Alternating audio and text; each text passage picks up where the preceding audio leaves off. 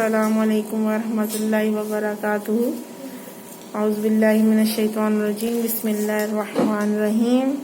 امید کرتی ہوں کہ آپ سب خیریت سے ہوں گے اور اپنے کاموں میں مصروف ہوں گے، نماز پڑھ رہے ہوں گے اور ضرورت مندوں کی مدد کر رہے ہوں گے۔ امید کرتی ہوں کہ آپ ضرور کسی نہ کسی کی مدد کیا کریں اور دعائیں لیا کریں، آمین۔ ہمارے بچے آئے ہوئے اور ہم ابھی کلاس شروع کریں گے۔ سلام کرو۔ السلام علیکم ورحمۃ اللہ وبرکاتہ۔ السلام علیکم ورحمۃ اللہ وبرکاتہ۔ السلام علیکم ورحمۃ اللہ وبرکاتہ۔ سورہ فاتحہ پڑھو، مجھے ٹھہر کے اچھی طرح پڑھو۔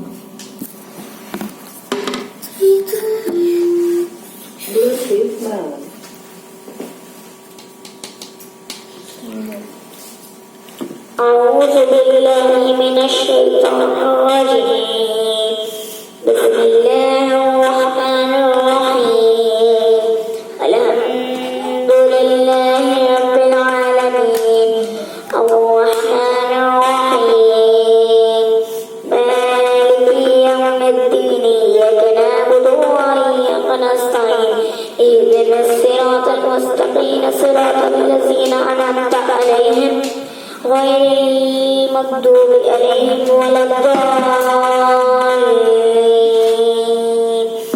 آمین۔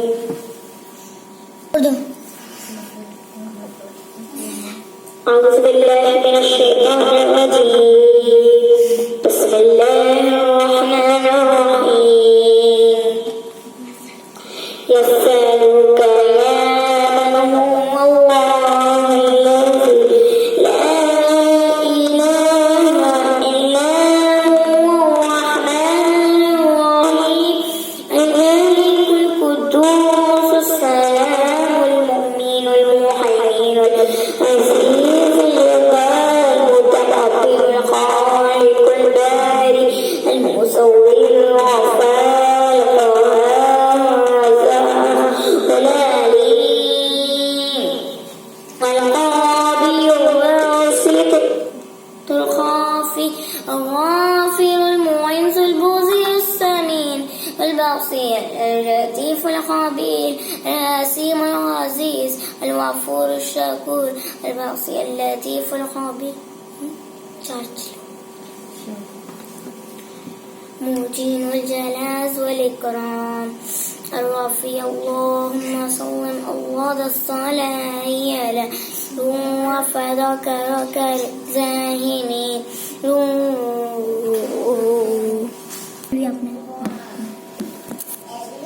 اعوذ باللہ من الشیطان الرجیم، بسم اللہ الرحمن الرحیم۔ آج ہم سورۃ الہمزہ پڑھیں گے۔ تو بسم اللہ الرحمن الرحیم، سورۃ الہمزہ مکی ہے اور اس میں 9 آیاتیں ہیں۔ وَيْلٌ لِّكُلِّ ہُمَزَةٍ لُمَزَةٍ لِّلَّذِي جَمَعَ مَالًا وَعَدَّدَهُ يَحْسَبُ أَنَّ مَالَهُ أَخْلَدَهُ كَلَّا لَيُنبَذَنَّ فِي الْحُطَمَةِ وَمَا أَدْرَاكَ مَا الْحُطَمَةُ نَارُ اللَّهِ الْمُوقَدَةُ الَّتِي تَطَّلِعُ عَلَى الْأَفْئِدَةِ إِنَّهَا عَلَيْهِمْ مُؤْصَدَةٌ فِي عَمَدٍ مُمَدَّدَةٍ۔ ترجمہ ہے، بڑی خرابی ہے ہر ایسے شخص کی جو عیب ٹٹولنے والا، غیبت کرنے والا ہو۔ للذی جمع مالًا وعددہ، جو مال کو جمع کرتا جائے اور گنتا جائے۔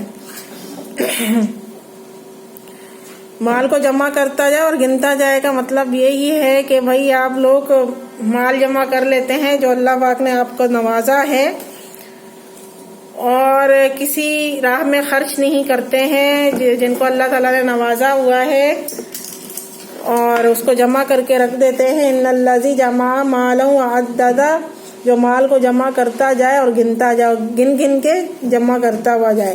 یحسب ان مالہ اخلدہ، وہ سمجھتا ہے کہ اس کا مال اس کے پاس سدا رہے گا، یہ سمجھتا ہے کہ مجھے تو دنیا میں ہمیشہ ہی رہنا ہے اور مال بھی میرے ساتھ ہی رہے گا۔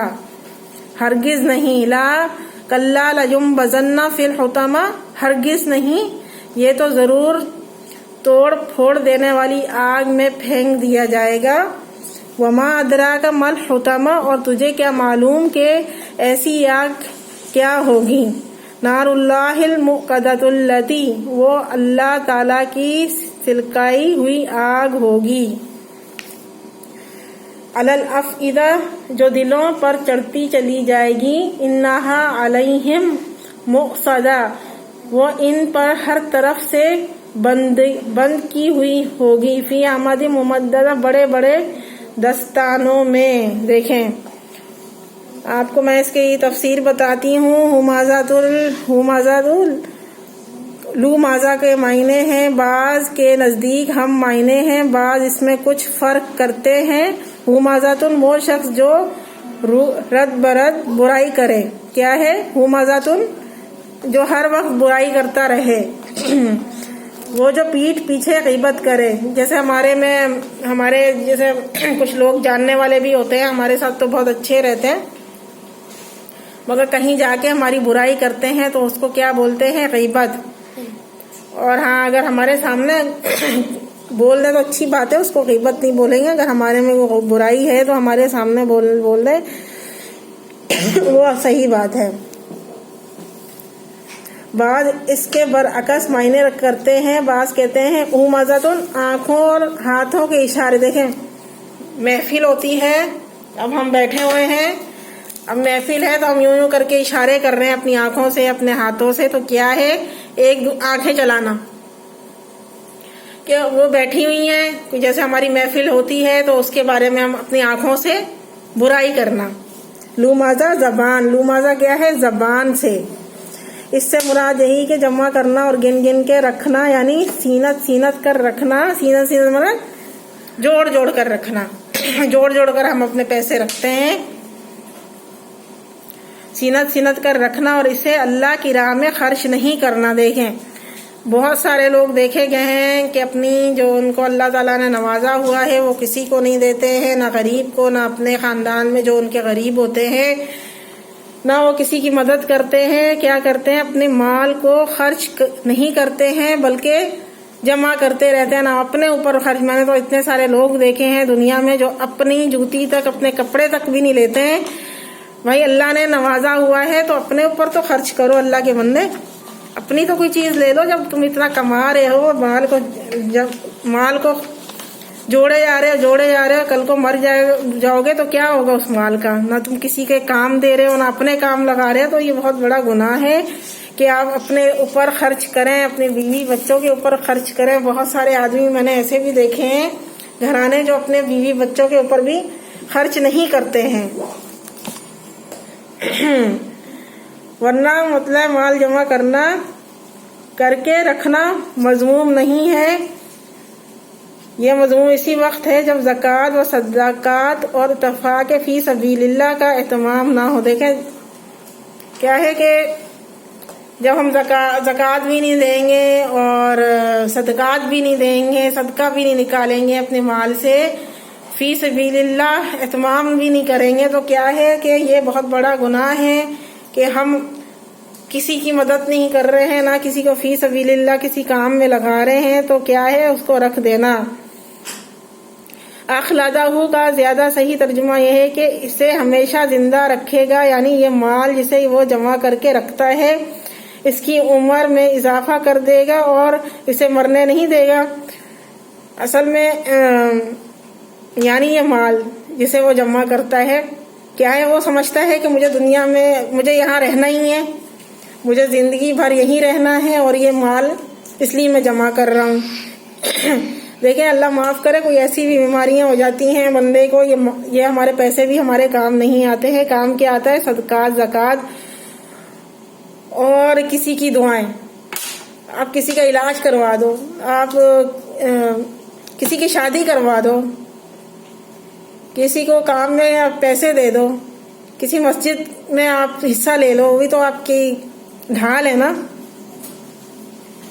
یعنی معاملہ ایسا نہیں ہے جو زعم اور گمان، ایسا بخول شخص، بخول مانے ایسا کنجوس شخص حتما پھینک دیا جائے گا۔ یہ بھی جہنم کا ایک نام ہے، توڑ پھوڑ دینے والی۔ یہ استفہام کی ہولناک کی بیان کے لیے ہے، یعنی وہ اتنی ہولناک آگ ہوگی کہ تمہاری عقلیں اور ارد ایک نہیں کر سکتی، اور تمہارا فہم ظاہر جہنم کی اتنی ایسا دن ہوگا جو اس طریقے سے اپنا مال جوڑ کے رکھتے ہیں، صدقات نہیں دیتے ہیں، کسی کی مدد نہیں کرتے ہیں، وہ جہنم کی آگ میں اللہ تعالیٰ ان کو پھینک دے گا، اور ظاہری بات ہے ان کے لیے جہنم ہی ہے۔ جب بندہ عقل بھی نہیں رکھتا ہے اور شعور بھی نہیں رکھتا ہے تو اس سے کیا امید کیا جائے؟ تو وہ یہی سمجھتا ہے کہ دنیا میں ہمیشہ مجھے یہیں رہنا ہے، یہ مال میرے کام آئے گا، میں کیوں کسی کو دوں۔ بہت سارے لوگ، میں نے پھر بھی یہی بول رہی ہوں کہ بہت سارے لوگ اپنے بچے کو بھی نہیں پڑھاتے ہیں، نہ اپنے بچوں پہ خرچ کرتے ہیں، اور اگر بچوں کی خواہش بھی کچھ ہوتی ہے کہ اماں ابا ہمیں کچھ کھلا دیں، کوئی اچھی چیز لینے کی ان کی شوق بھی ہوتی ہے، تو اماں ابا فوراً منع کر دیتے ہیں۔ وہ سمجھتے ہیں کہ جو الماری میں ہماری تجوریوں میں پیسہ ہے ان کو ایسے ہی رہنے دو، اگر ہم کچھ خرچ کر دیں گے تو یہ کم پڑ جائیں گے۔ تو ایسا کچھ نہیں ہے۔ اللہ تعالیٰ کہتا ہے کہ تم لوگ خرچ کرو، میں دیتا جاؤں گا، کسی کی مدد کرو، میں تم لوگوں کے ساتھ آؤں گا، مدد کرتا رہوں گا۔ تو اچھا کھاؤ پیو، آپ کوئی زندگی کا پتہ نہیں ہے، اچھا پہنو گے، اچھا اوڑو گے، اچھے رہو گے، کل کو جانا ہے مٹی میں، مل جاؤ گے، تو پھر کیا فائدہ ایسے مال جمع کرنے کا جو دوسرا بندہ کھا جائے آپ کے مال کو۔ موقدۃ التی تطلع علی الافئدہ انہا علیہم مؤصدہ فی امد ممددہ، جو دلوں پر چڑھتی چلی جائے گی وہ ان پر ہر طرف سے بندگی ہوئی ہوگی، بڑے بڑے ستونوں میں۔ دیکھیں اس کی عمر میں نہ تو وہ ہماری مال ہے، نہ وہ ہمارے عمر میں اضافہ کرے گا، نہ کسی چیز میں ہمارے کام آئے گا، نہ ہم اپنے ظاہری بات ہے جب انسان صدقہ دیتا ہے تو اس کی بہت ساری مصیبتیں ٹل جاتی ہیں۔ جب انسان پہ پریشانی آتی ہے تو آپ یقین کریں آپ کسی کی پریشانی کم کر دو گے، کسی کی مصیبت میں کام آؤ گے تو یقین مانے کہ اللہ پاک آپ کی بھی مصیبت اور پریشانی کو کم کر دے گا۔ اگر آپ ٹینشن میں ہیں، آپ کسی غم میں ہیں، تو ضروری ہے کہ آپ ضرور کسی کی مدد کر دیا کریں، کیونکہ بہت ضروری ہے۔ غیبت ٹٹولنے اور غیبت کرنے والا ہو، دیکھیں بڑی خرابی ہے ہر ایسے شخص کی جو عیب ٹٹول۔ ظاہری بات ہے اگر ہم اچھے بھی ہیں نا تو دوسرا بندہ چاہے گا اس کے عیب ٹٹولے، مطلب کچھ نہ کچھ پتہ چلے اس کے بارے میں، یہ ہے کیسی یا ہے کیسا۔ یہ بھی بہت بڑا گناہ ہے کہ آپ کسی کے اللہ تعالیٰ کتنے بندوں کے عیب چھپاتا ہے، اللہ تعالیٰ کتنے بندے پہ پردے رکھتا ہے۔ بہت ضروری ہے کہ آپ کسی کے عیبوں پہ پردہ رکھو گے تو اللہ پاک بھی آپ کے عیبوں پہ پردہ رکھے گا۔ تو ضروری ہے کہ آپ قرآن کو پڑھا کریں، اور معنوں کے ساتھ بہت ضروری ہے، تفسیر کے ساتھ بہت ضروری ہے پڑھنا۔ تو اس سورت کو پڑھنے کا یہی مقصد ہے کہ آپ چغلی نہ اٹھائیں، کسی کی غیبت نہ کریں، کسی کا برا بھلا نہیں کریں۔ کوئی محفل میں بھی اگر آپ بیٹھے ہوں تو آپ اپنی آنکھیں بھی نہ چلائیں کہ دوسرا بندہ بھی آپ ظاہر بد دعا دے دے آپ کو کہ دیکھو میری بارے میں ایسی آنکھیں چلا رہی ہیں، اشارے بازیاں بھی ہوتی ہیں بہت جگہ، تو بہت بڑا گناہ ہے۔ غیبت تو ویسے ہی نہیں کرنی چاہیے، اللہ تعالیٰ نے غیبت کو بالکل پسند نہیں کرتے ہیں، ہمارے نبی صلی اللہ علیہ وسلم نے پسند نہیں کیا ہے کہ جو غیبت کرتا ہے وہ اپنے بھائی کا گوشت کھاتا ہے۔ تو بہت بڑا گناہ ہے کہ کسی کی ہم غیبت کریں۔ آمین۔ اور بسم آپ سناؤ، مجھے سورہ اخلاص سناؤ، قل هو اللہ احد سناؤ، بغیر دیکھے سنائیے۔ بسم اللہ الرحمن الرحیم۔ قل هو اللہ احد اللہ الصمد لم یلد ولم یولد ولم یکن لہ کفوا احد۔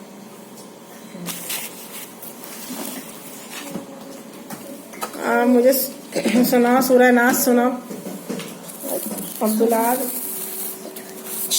قل اعوذ برب الناس قل أعوذ برب الناس ملك الناس إله الناس من شر الوسواس الخناس الذي يوسوس في صدور الناس من الجنة والناس. صدق الله العظيم.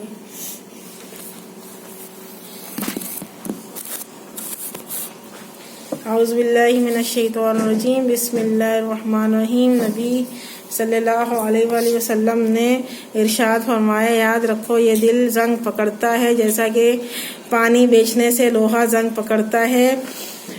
عرض کیا کہ کیا یا رسول اللہ، اس کی جلا یعنی زنگ اتارنے کا کیا ذریعہ ہے؟ آپ نے فرمایا، آپ صلی اللہ علیہ وآلہ وسلم نے فرمایا، موت کو زیادہ یاد کرنا اور قرآن مجید کی. دیکھیں، جب ہم ظاہری بات ہے کچھ نہ قرآن پڑھیں گے نہ نماز پڑھیں گے تو کیا ہو جاتا ہے، ہمارے دلوں پہ زنگ لگ جاتا ہے.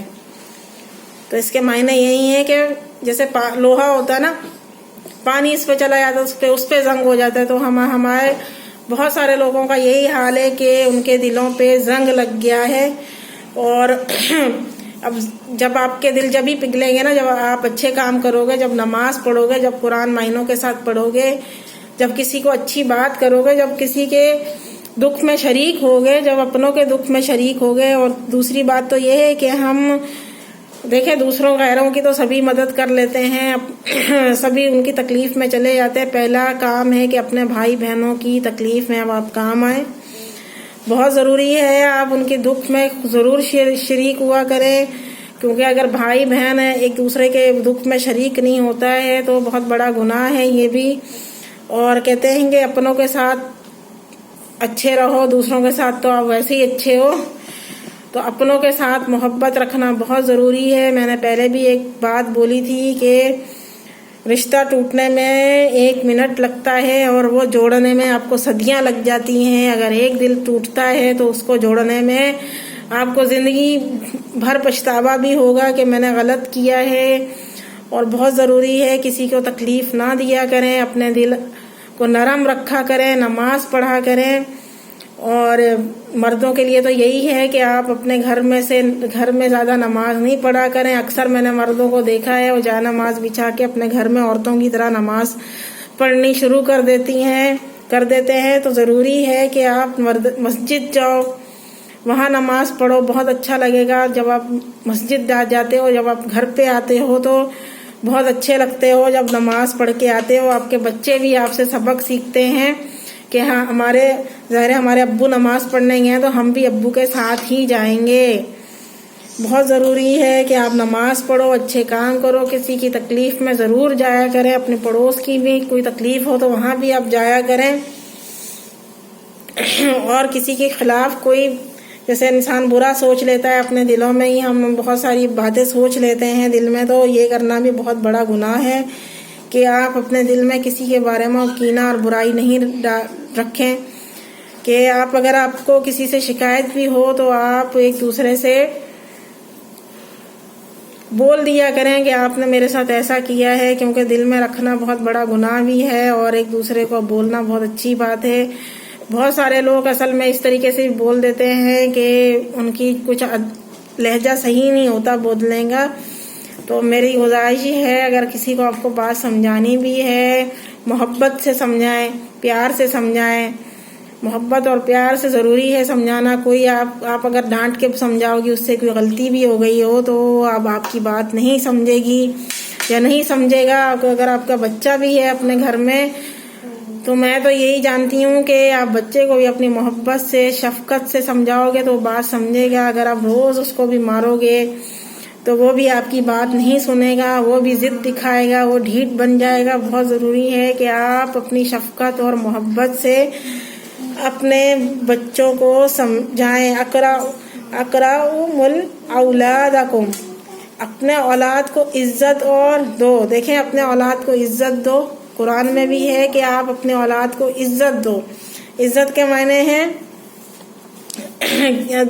ہم اپنے نبی کی سیرت سے ہی لے لیتے ہیں. جب حضرت فاطمہ آتی تھیں نبی صلی اللہ علیہ وسلم کے گھر، ان کی بیٹی آتی تھی تو ہمارے نبی صلی اللہ علیہ وسلم اٹھ جاتے تھے، کھڑے ہو جاتے تھے کہ بھائی وہ کہ میری بیٹی آ گئی ہے، تو خود جا کے ان کا ہاتھ ان کے ہاتھ میں لے کے پھر جا آ کے بیٹھتے تھے، چاہے وہ کوئی کرسی پہ بیٹھے ہوں یا وہ لیٹے ہوں یا وہ سو رہے ہوں، بس ان کو پتہ چل جائے کہ ہماری حضرت فاطمہ آ رہی ہیں تو ہمارے نبی اٹھ کے ان کی وہ کرتے تھے، سلام کرتے تھے. وہ تو ان کے باپ تھے، بہرحال وہ تو ہمارے نبی تھے، عزت کرتے تھے. کیونکہ بچوں کو آپ عزت دیں تو ہمیشہ ضروری ہے کہ آپ اپنے بچوں کو عزت سے بات کریں، محبت سے بات کریں، کل کو وہ بھی آپ کی عزت کریں گے. پھر ہمارے نبی صلی اللہ علیہ وسلم پہلے اپنی بیٹی کو بٹھاتے تھے چارپائی پہ، پھر خود بیٹھتے تھے اور پھر بیٹھتے تھے، پھر پکڑ کے ان کے ہاتھ کا یوں بوسہ لیتے تھے، پیار کرتے تھے. کیونکہ بہت ضروری ہے اپنے بچوں کو ضرور پیار کیا کریں، محبت سے بات کیا کریں، تھپڑ سے نہ بات کیا کریں. ان کو ضرور ٹائم بھی دے دیا کریں اپنے بچوں کو، کیونکہ بہت ضروری ہے کہ آپ اپنے بچوں کو ٹائم دیا کریں. ہمارے نبی صلی اللہ علیہ وسلم کی سیرت کو دیکھ لیا کریں کہ ہمارے نبی صلی اللہ علیہ وسلم کیسے اپنے گھر میں رہتے تھے، اپنے بچوں کے ساتھ رہتے تھے، اپنے نواسوں کے ساتھ رہتے تھے، بہت محبت سے رہتے تھے، شفقت سے رہتے تھے. ان کو بچے بہت پسند تھے اور بچوں سے بہت محبت کرتے تھے، اپنی بیٹی سے بہت محبت کرتے تھے. کیونکہ آج کل تو اگر بیٹی اپنی ماں کے گھر میں بھی چلی جائے تو میں کہتی ہوں گھر والے یہ سمجھتے ہیں کہ ہمارے اوپر کوئی بوجھ آ گئی ہو، تو بہت بری بات ہے. آپ کی بیٹیاں آپ پر بوجھ نہیں ہوتی ہیں. ضرور اپنی بیٹیوں کی قدر کیا کریں، محبت کیا کریں اپنی بیٹیوں سے، اپنے بیٹوں سے. دونوں کا نام لوں گی کیونکہ بہت ضروری ہے. اکثر ماں باپ بیٹوں کو بھی بہت برا سلوک کرتے ہیں ان کے ساتھ، کیونکہ ہم نے دیکھے ہوئے ہیں سب چیزیں، تو ہم پھر بیان کرتے ہیں کہ اپنے بچوں کا بہت خیال کیا کریں، بیٹے ہوں یا بیٹیاں ہوں.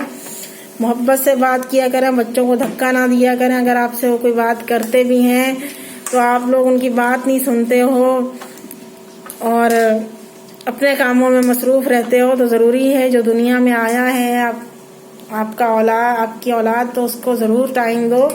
کیونکہ بچہ ضرور آپ کی محبت اور آپ کے ٹائم ان کو چاہیے. آپ جتنے مصروف ہو آپ سے ٹائم مانگے گا کہ اماں ہمیں ٹائم دو آپ. اور اگر آپ اگنور کرو گے ماں باپ تو بچہ بھی بڑا ہو کے آپ کو اگنور ہی کرتا رہے گا. تو بہت ضروری ہے کہ آپ اپنے بچوں کو ٹائم دو، اپنی فیملی کو ٹائم دو، اپنے گھر والوں کو ٹائم دو، اپنی ماں کو ٹائم دو. کیونکہ ماں کا نام میں اس لیے لیتی ہوں کہ بہت زیادہ گھرانوں میں یہ ہوتا ہے کہ اماں نیچے رہ رہی ہیں تو بیٹا اوپر رہ رہا ہے. بیٹا کیا کرتا ہے کہ کچھ لاتا ہے تو اماں کو 2 دانے دے کے چلا جاتا ہے، پھر اوپر چلا جاتا ہے اپنے بیوی بچوں. اماں بیچاری روم میں اکیلی بیٹھی رہتی ہیں اور ترستی رہتی ہیں اپنے بچوں کے لیے. تو بہت بری بات ہے. اپنے ساتھ رکھیں اپنی ماں باپ کو اور ان کو پورا ٹائم دیا کریں. جزاک اللہ.